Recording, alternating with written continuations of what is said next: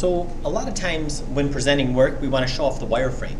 The wireframe shows the edge flow. So if I go to Poly F and click on this, it shows how the character was constructed, and that's showing the employer if it's going to work in animation, rigging, basically in the production pipeline.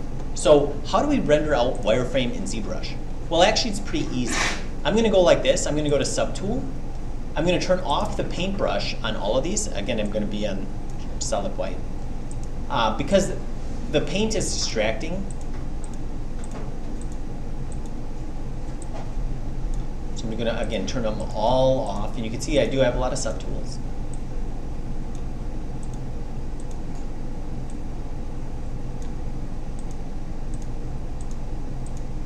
There we go. Good. Now, it's also good to show the wireframe on the lowest subdivision level. So in Subtool, I'm going to click on All Low, and that's going to put all my subtools to the lowest subdivision. Now, when I click on Poly F, I can see that if I render this out, it does still all these silly colors. That's because by default, this is set to line and fill. Line is going to be the wireframe that we want, and fill is going to be the polygroups. So I'm going to uncheck fill. Now when I render this out, I can see it in its full glory. Okay, I can see it right there, so that's good. So maybe I want, I'm going to do it similar to how I did the other one. I'm just going to go like this, hit render, and now I'm going to go ahead and go to Document and Export. So again, Document is right here. I can simply click on this to drag it over, and then I could go Export, and I'm just going to call this W for wire 1. Click OK. Again, 3/4 view, I like that. Export, W2. Get all my kind of, I'm going to call my hero views.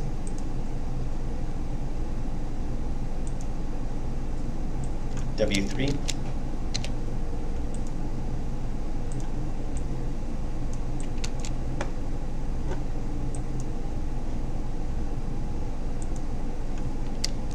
W4. And let's not forget, it's good actually to get close to the character. Nothing wrong with that. Okay. And if it's looking kind of weird on the face, sometimes what I do is if it's too low for subdivision 1, sometimes what I'll do is I'll select the body, go to geometry, and maybe go to subdivision level 2. And then let's see what that looks like. I'm going to turn Poly F off and then turn it back on. Okay, and that might look a little bit cleaner. So I'll go ahead and save that.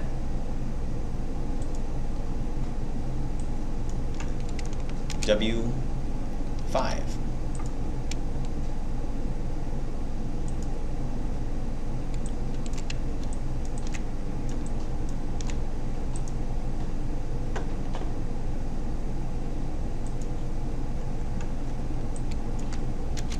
W6. And again, showing it close is a good thing. Maybe turn off perspective.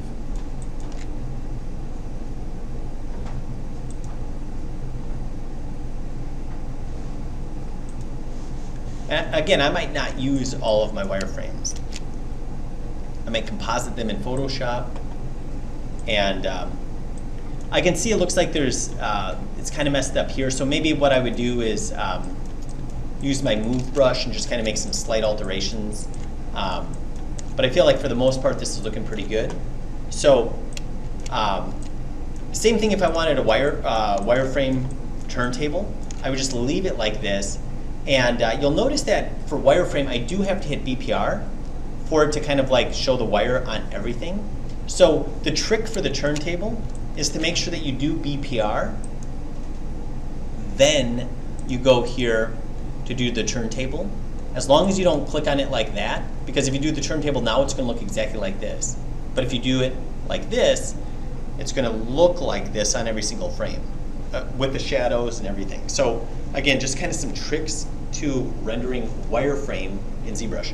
One thing I should point out is, let's say if your character, like, we wanted to show this wireframe, like this really, really low wire, but we want to show it at a higher resolution, like this looks much nicer, like the shape of the face.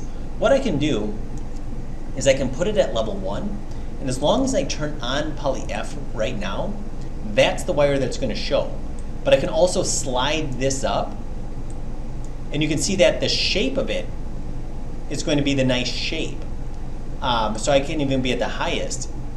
But the wire is at level 1, and when I render it, it's still going to respect that. So sometimes that's a really nice way to kind of show the wire. Kind of a nice hybrid of showing off your form, but showing the low wireframe. So that's not cheating.